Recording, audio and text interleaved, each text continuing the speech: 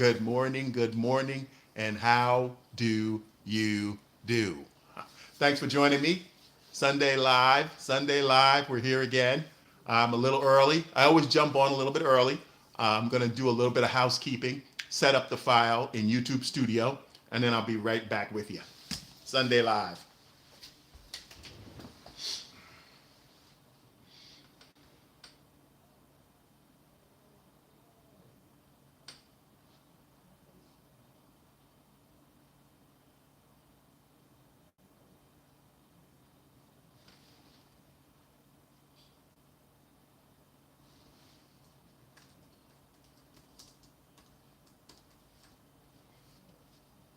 Oh, so I need to adjust it a bit.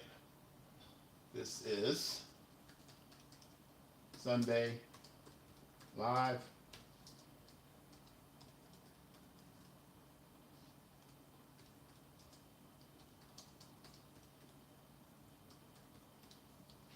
Questions and answers.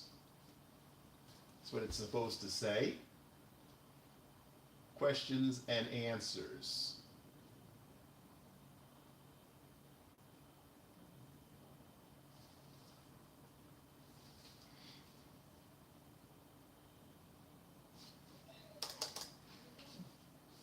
Okay, we got that set up.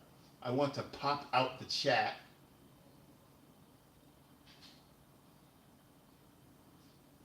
Great, I'm gonna take that, put it, if I can.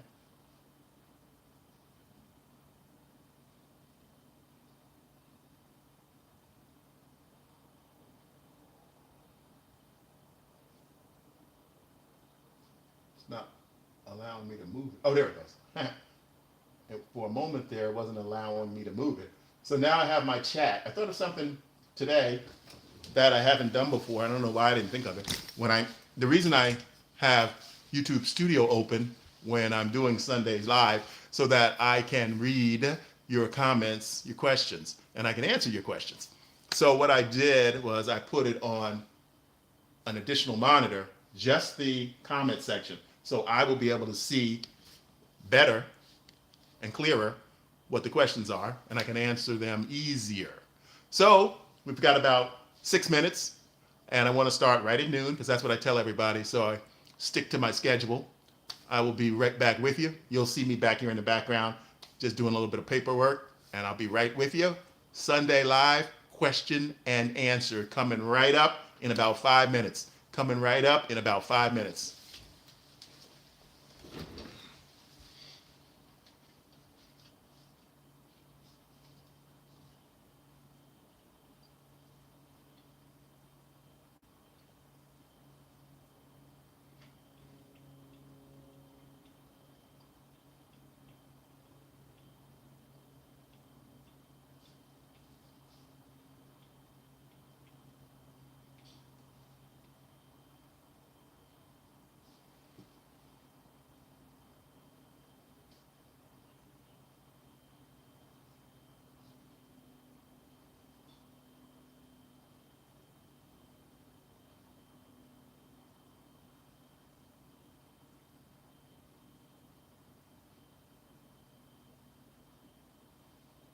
Hello, hello. Hello, Makar. Hello, hello. Thanks for stopping by. I'll be with you. We're going to start Sunday Live in about 5 minutes. Just doing a little bit of paperwork right here. And Lucas, thanks for stopping by. Thanks for stopping by. I'm doing good. I'm doing good. Going to be answering your questions on acting, directing, and editing. I do this every Sunday at noon here, Pacific time. So you're a little early, and thanks for stopping by early. I appreciate it. I always start about 5 or 6 minutes early because you never know when you're going to run into some technical problems. And I always do. I always do. Today, I don't think I ran into any technical problems. Everything looks good so far. I have my chat popped out. I have my YouTube Studio up here in the corner on my top monitor. And so I'll be ready to go to answer your questions. Just finishing up something right here real quick.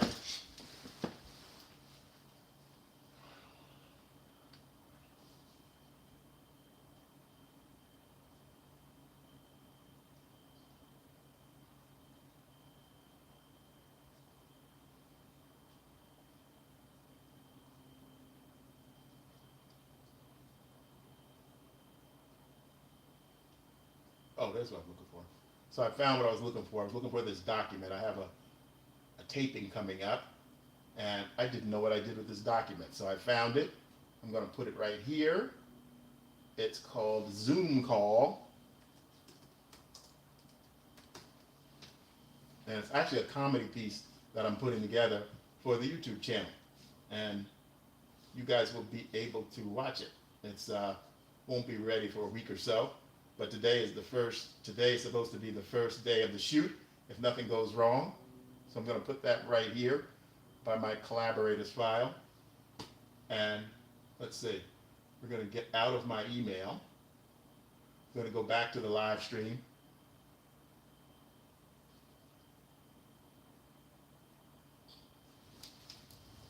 Oh, thanks, Makar. I have a friend who years ago, she's from Russia.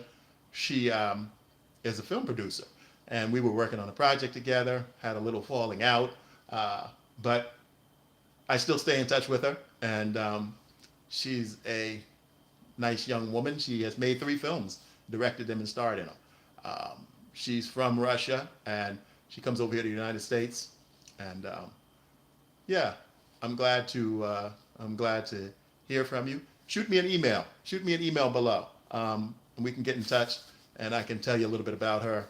I know it's a far shot in the dark, but maybe you heard of her films. But shoot me an email. My email is in the information below, and just let me know that you stopped by my live stream. Oh, I got about a minute to go, so I'm almost ready to jump on.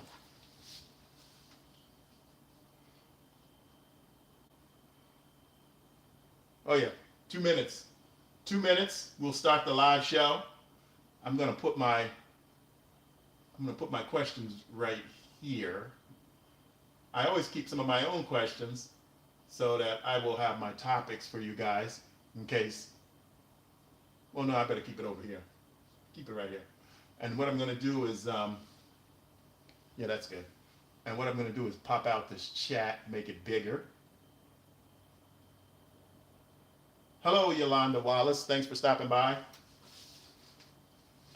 And Roman, thanks for stopping by. So let's see. It's almost time to start the show, the really big show. All right. Let me get myself together. We have about a minute to go. Bring you guys a little bit closer.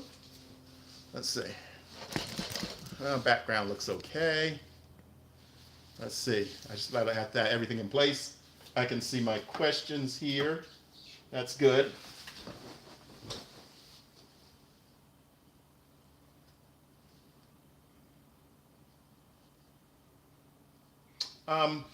I've been trying to work with the translators, the translators here in Google, but I haven't done it yet. I'm sorry about that. I will. That's something that I need to get up on.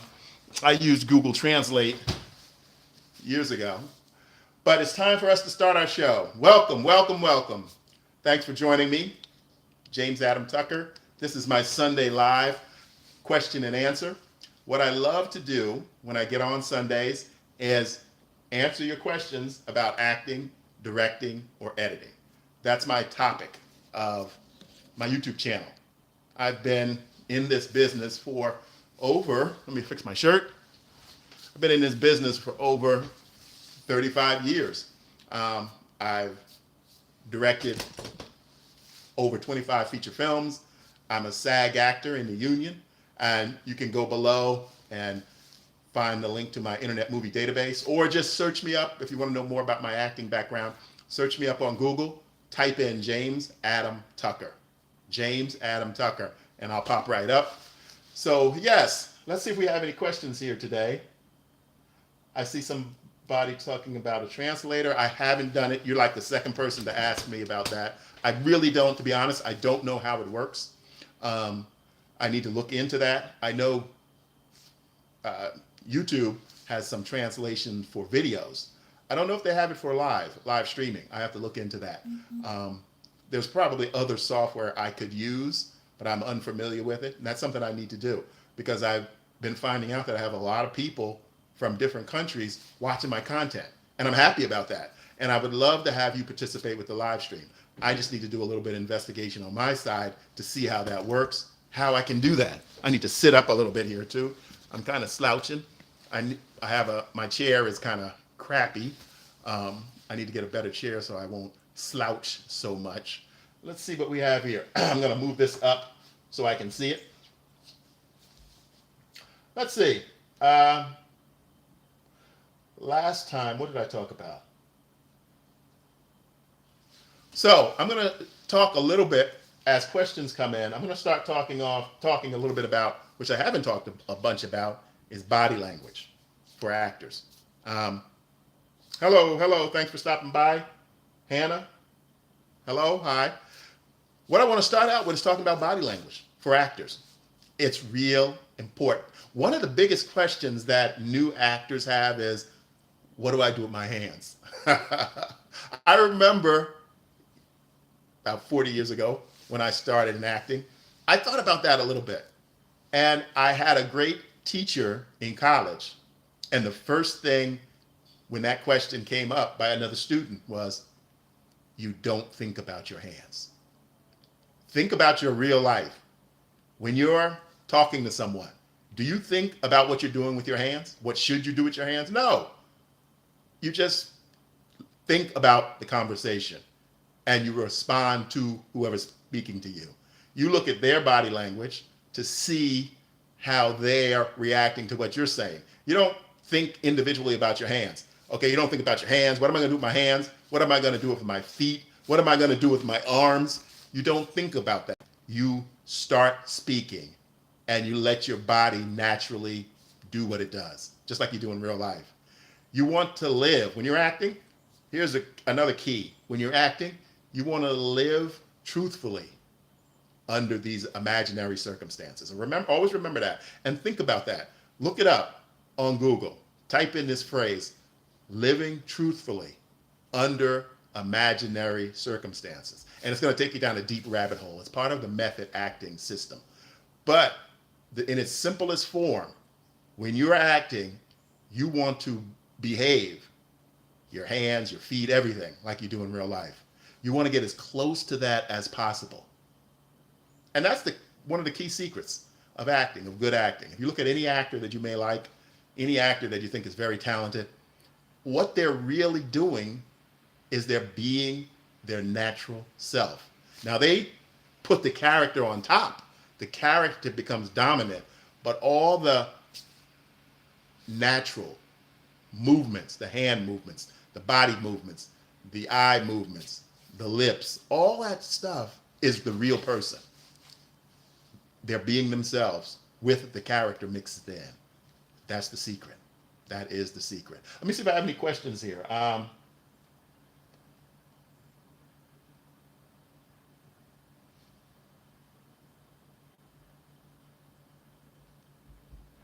Is anyone having a hard time seeing me? Please type into hearing me. I think I'm being broadcast. Let me check. I have my YouTube studio open to make sure my sound is coming through.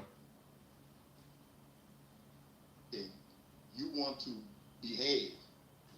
Yes, the sound is coming through. I just verified it inside of YouTube Studio. So yes, the sound is coming through. Thank you. Hello, hi, Jerry Sanders. Hello. Thanks for stopping by. So again, let's wrap up that little part about body language speaks first. Think of real life. Think of when let's talk about some situations. Let's say you're going on a job interview and you're a little bit nervous about the interview. You're a little bit nervous about the questions that the interviewer may ask you. So you might be a little stiff. You might be a little rigid. Maybe your arms are crossed. Maybe your hands are in your pocket. Whatever you do when you're naturally a little bit nervous, you might be doing that in an interview. You want to relax. You want to relax your hands, relax your face muscles, relax your eyes. You want to appear calm and collective, even though on the inside you may have butterflies. That is body language. That is body language. Now, a lot of people, especially people who do job interviews, they look at body language. They can tell by little things you may do, whether you're nervous, whether you're worried about what you're going to say, whether you are uncomfortable. You want to practice that. You want to practice being at an interview where your body language is natural and relaxed. Do a quick little Google search and look at some videos of people with different body language. There's a lot of information out there on this subject. I taught security officers about customer service, body language, all kind of stuff like that in relation to interviewing subjects. So you want to learn that kind of stuff if you are constantly nervous when you're in situations like a job interview. If you're in situations like interview for any kind of job, maybe for college, maybe for some program you want to get into, you want to practice being relaxed because body language is very important. Actors, body language is very important when you're portraying a character. You want to find out what the character is supposed to be delivering, what information, what feelings he or she is supposed to be delivering to the audience. And the body language can reveal that. Now, it's not something that you can, program. You want to have natural body language. You want to let what's inside, what's under your dialogue, dictate your body language. Like if, say, for instance, someone's in a defensive mode, they may have their arms crossed and their eyebrow wrinkled a little, when they're feel that someone's going to attack them or someone's going to say something they don't like. So they might naturally come off with a frown. You want to understand your body language and see how you are revealing what's going on inside. Now, I'm not saying to be phony. You just want to be calm if you're in an interview situation. You want to be relaxed. You want to be open because people don't like to work with people who they feel are defensive all the time or are angry all the time or are worried all the time or are desperate. Desperation reveals different elements of body language. You're speaking maybe real fast. You're asking questions that shouldn't be asked right there at the first interview. So you want to learn about body language. Learn about body language. Look it up again, like I said, on Google. And there's a lot of great information out there dealing with body language. You need to understand it. There are a lot of videos here on YouTube about body language. So that's something you want to understand so that you know what you're doing when you're revealing how you really feel and if that fits the situation. So a lot of information on body language. Body language is important to actors. Body language is important to everyone.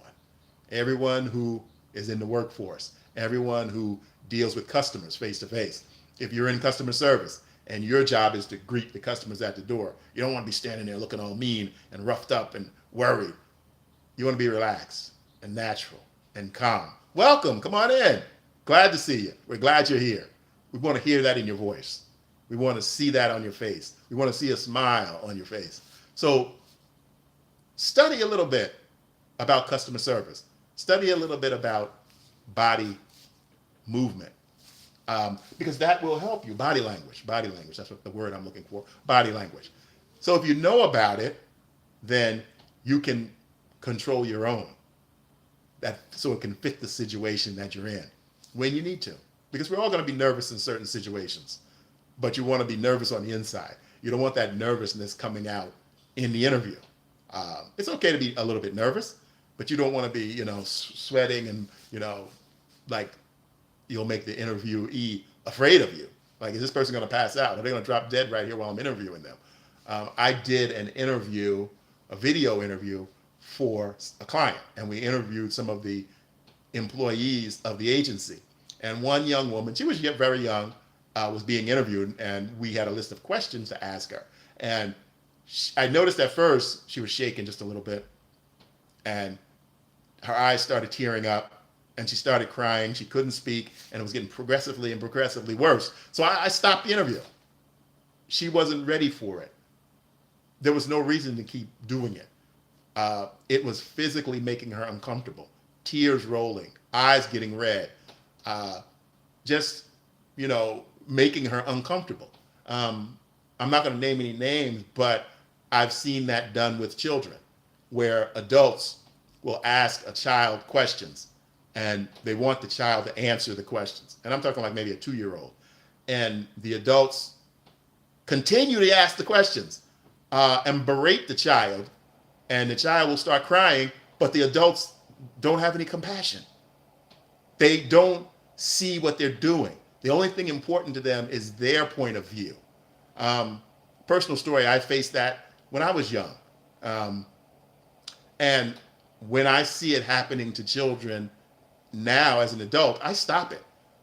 I stop it because it's a feeling that, and I'm not talking about strangers, I'm talking about relatives, when they question you and they want you to say something that they want to hear, and they just keep berating you and berating you and berating you with no compassion, just bullying you. And it's a terrible feeling for a child. And whenever I see that situation, I have to step in.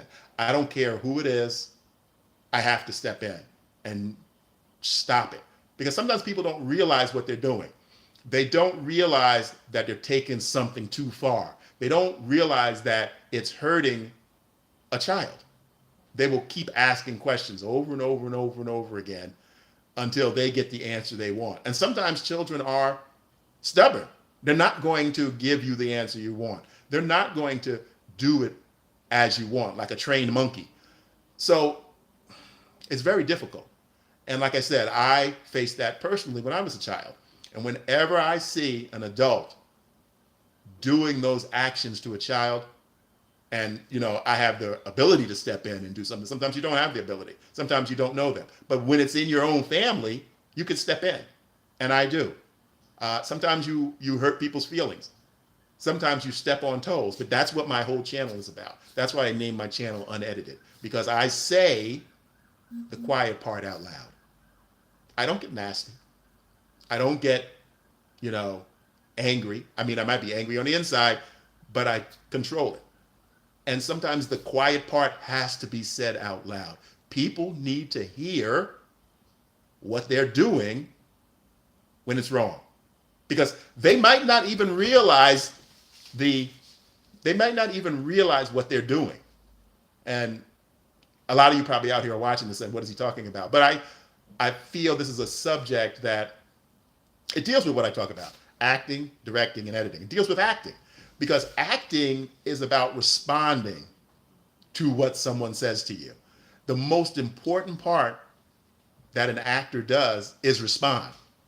A lot of times new actors are just waiting to say their words. They're waiting to say what they are scripted to say. That's the only thing that's important to them. And in real life and in the acting world, people forget to react to what the other person or the other character is saying. And when you're dealing with children, you have to have compassion. You have to, as they say, there's a term that is called read the room. And it's for everyone. When you walk into a room, when you're talking to people, you're greeting people, and they may ask you a question, and you start to answer the question, and maybe your question's a little bit long-winded. Your answer is a little bit long-winded. And you have to see if they're listening. You have to look at the other person and see if they're listening. Now, this happened with me a lot yesterday. Let's see if I have any questions before I go on. Okay. When you're talking to people, as a matter of fact, yesterday, here's a little story. Yesterday, I was volunteering at an agency that I help. I help teach new media to youth in the community. I live here in California, and there's an agency that I used to work with, and they're starting a new media program for youth. So I was there. I went and set up my live stream. You can go to my channel, and you'll see some of the live stream from yesterday. It's called NATHA. It's an organization, Neighbors Acting Together to Help All. It's a community, grassroots community organization that helps youth. And so I was there, and I had my streaming camera set up. I had a projector set up, and I was showing some videos from the organization's past, the youth programs that we helped them run in the past. And it was a great little event. People came by. It was an open door for NATHA, open door for the agency, their grand reopening. And so when people would come up and talk to me, sometimes they would ask questions. And as you can tell, if you've watched my channel, when I answer a question, I sometimes go into more detail. But I have to look at the people when I'm answering them to see if they want the short answer or the long answer. And sometimes I'll go into the long answer, but then I keep checking in with the person I'm talking to see if they're still listening. Because a lot of times people will ask you something and they don't want the long answer. They just want to have a little polite answer. But I tend to go into detail. But as soon as I see that people are losing interest in what I'm saying, or they don't care, they really don't care about the answer, then I back off. I back off. So that's called reading the room. That's called reading the room. You want to see when it's as small as being between two people. It's as small as being between two people. Or you may be in a situation where you're speaking to a large group and you can see you're losing them. Everyone starts looking at their cell phones. They start checking their watches. They start looking for the nearest exit.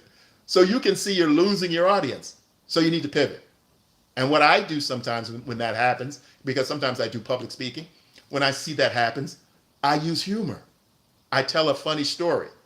I tell a story where something went bad for me, because that usually gets people's attention. When you're honest, when you're open, when you tell a story that shows you're human, that you're not just a Mr. Know-it-all, and you're not there just to give them this information, you see that you're losing them. So sometimes I'll drop into a story where something went wrong. Still related to the topic, still related to the situation, still related to the reason I'm there, but I jump into a story that can pull them back in. Or sometimes you might just want to take a little break.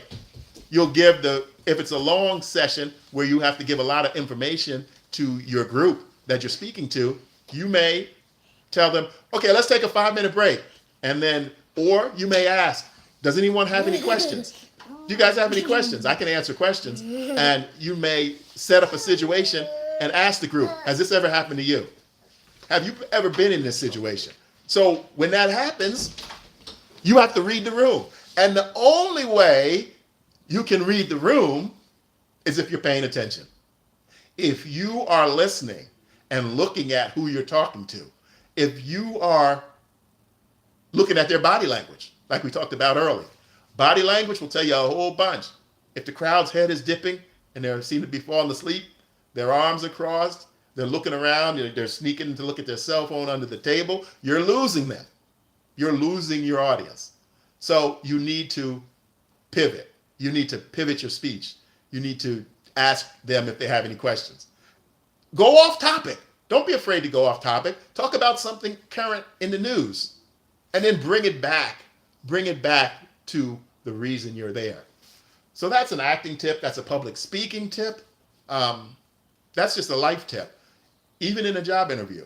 Sometimes in job interviews, you need to make sure that the person who's interviewing you is still interested. This happens to me a lot. As an actor, I go on a lot of interviews with directors and producers. So once you start talking, you can see if they're listening. Do they have any follow-up questions? Are they just staring blankly at you? Do they have a look of concern or boredom on their face? You have to read the room, and that means you stop talking. You ask them, oh, do you have any more questions? Would you like to ask me something else? Is there anything else, topic you would like to know about? I'm open. I have, turn it into yourself. Don't become defensive, but turn it back to yourself. Is there anything that you'd like to talk about? I can answer any more questions. I'm really interested in your project. Can you tell me a little bit more about the project? Get them talking. You can do that with an audience if you're talking to an audience. Ask them what they want to talk about. Pivot away from your topic to try and win the crowd back. Looking at their body language, reading the room, seeing how people are accepting what you're saying. Do I need to go on? Do I need to give them a long, short, or microscopic answer? I have a stock answer that I always use, and it's been with me since graduating high school. And this was many, many, many, many moons ago. When people ask you that question, and you get it in interviews, you get it anywhere. And I love when people ask me this question. Tell me something about yourself that I don't know. Oh, that's my favorite question. And sometimes, depending upon the situation, I tell them, oh, I was hoping you asked me that. That's my favorite question. That's my favorite topic to talk about. And I'll just give you the real brief microscopic answer. The reason I love this question so much is because when I graduated high school, one of the very first, actually, the very first job I had when I graduated high school was I was a private investigator, a real one, where I did marital investigation and I did surveillance. I did undercover operative in businesses. So I was a private investigator, a real one. Didn't carry a weapon or anything, but I worked for a company called Pinkerton Security. Actually, Pinkerton Investigation. That's the Pinkerton Detective Agency it is the Pinkerton Detective Agency that's been around for almost 200 years. So I worked for them. I went there just to become a security officer. And after I filled out my resume, a gentleman who was the manager interviewed me and asked me if I'd like to be a private investigator. So I'm not going to give you the long story, but that's the story I tell. And I have a story version of that can go on for half an hour if I want to drag it out. If I read the room and I see if people are interested, if their eyes spark up and they're interested in learning about someone who was really a private investigator. I did that for 2 years before I went to college. So I always read the room. I see if this lights their excitement, because there's going to be very few people in that room who know anything about the real life of a private investigator. So that's my favorite story to tell. And when they said, tell me something about yourself that I don't know, my eyes light up because I have something. That's what you need. You need a story about yourself, a personal story that you can freely share when people ask you that question. That's a big topic. Let's see if I have any questions over here. No, I don't have any questions, so I can continue to talk. So yes, I'm going to pivot a little bit into a topic too that's interesting. As an actor and a director, sometimes on the set, I need actors to improvise. And if you're interested in acting, that's a skill that you really need. The ability to improvise. It is so important for actors because that's what makes actors good. A director, a writer, a producer, they can't tell the actor every move to make. And they don't expect that they have to tell the actor every move to make. Actors have to bring characters to life. That is your job as the actor. And you have to be able to improvise to bring a character to life. So over the years, I have run into new actors who don't know how to improvise, who don't know how to tell stories about themselves. A little bit of it can be true, but you can embellish it. When you're given the opportunity to improvise, you need to be able to think on your feet and do it. So that's a technique and a skill that you as an actor can work on alone. You don't need anyone to practice improvising based on a story, based on a topic, based off of anything.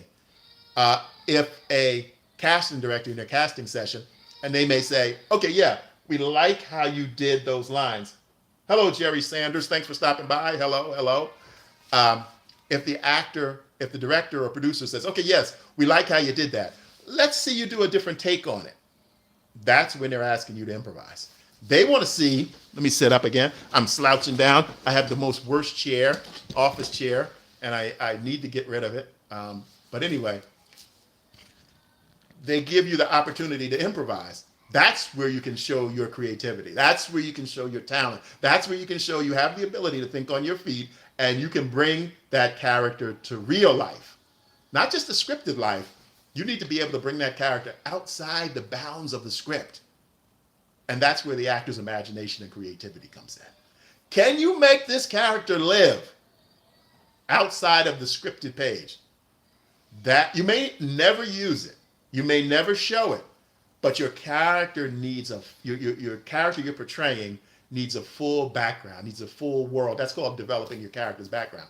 I'm going to do some videos on that in the future. That's something I really love. Bringing your character to life. Knowing where they grew up. Knowing who their parents were. Knowing who their grandparents were. Now, all of this is made up stuff. that you, as the actor, bring to the table. That's why they hire you, because they want you, as the actor or actress, to bring that background of the character to the set. Now, in the past, I've had a lot of actors who want me as a director to give them all of that. That's not my job. Now, I can do it, me personally, because I'm an actor also, but a lot of directors, they want you to do it, because that is an actor's job, to make the character real, whole. Everybody has a backstory. You have a backstory. Think of your backstory. Here's some areas. Where'd you go to high school? Where did you go to grammar school? Who was your friend in kindergarten? Who was your friend in middle school? Who was your friends in high school? Are you still friends with those people?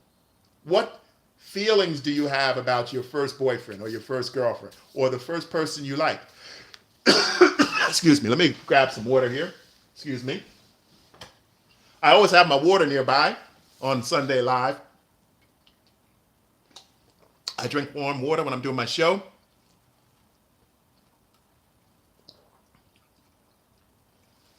Excuse me. I always have my water nearby. So yeah, bringing a character to life. Now I pivoted off into that because that's something that I was just checking to see if I had any questions. Sorry. I pivoted off into that because that's something that I really like as an actor. I enjoy creating backgrounds for characters. So sometimes what I do, here's a little tip. Sometimes when I get a new character, a quick way to do it is to either use your background and blend it in with the character, or use a relative's background. Somebody you know very well. Someone you know almost as good as you know yourself.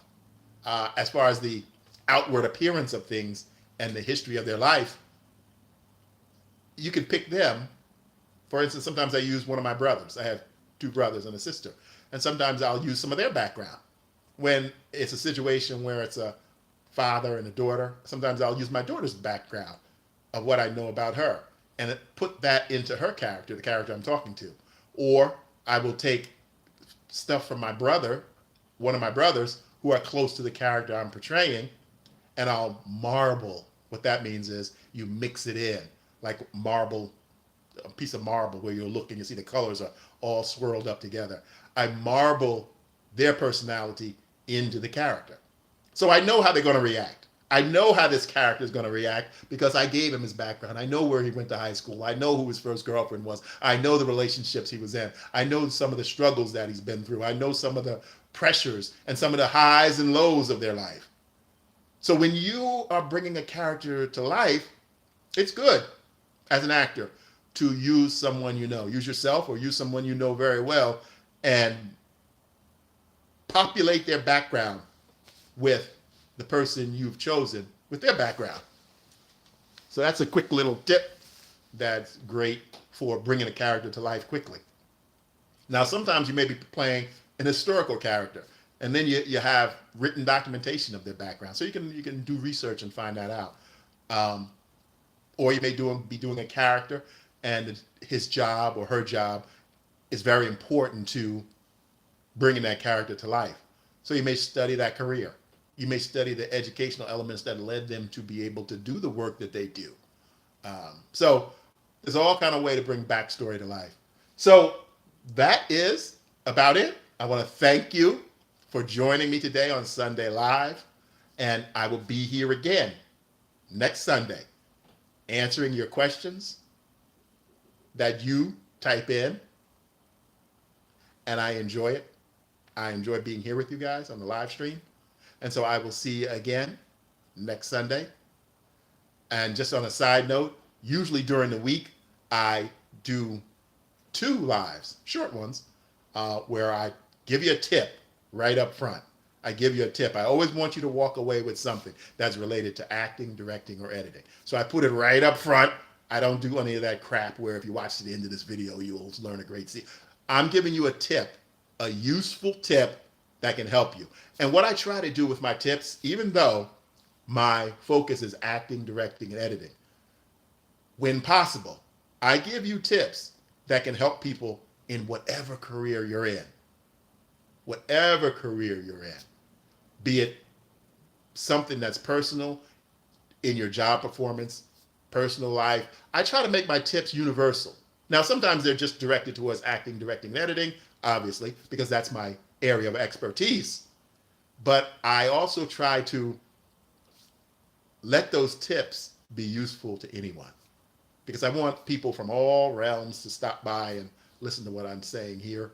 If I can be helpful, um, or you have a question that you don't want to type in, you'll see my email in the description below.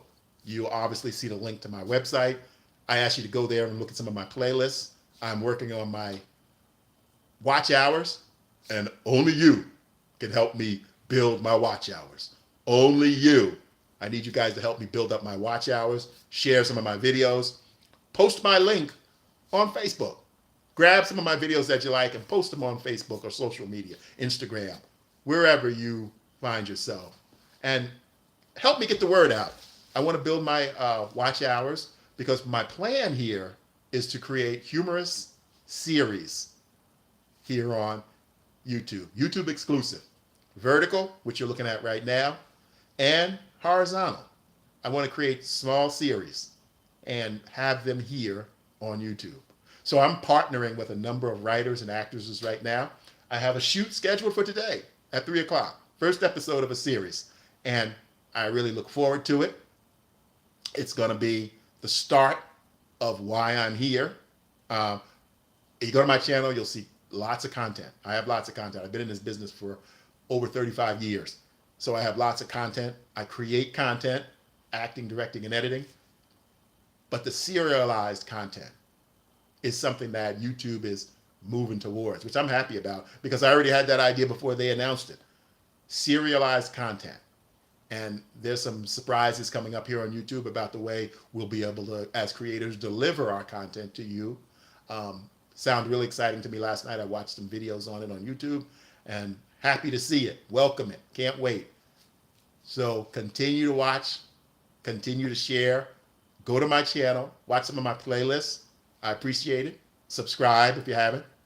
But thanks for stopping by today. And I hope you have a great day. It was a pleasure being with you again. Sunday Live. I'll be back again next Sunday. Sunday Live. If you have any questions between now and then, feel free to email me. My email is down in the comments. Down in the comments. You can contact me anytime. I love getting emails. I answer them all.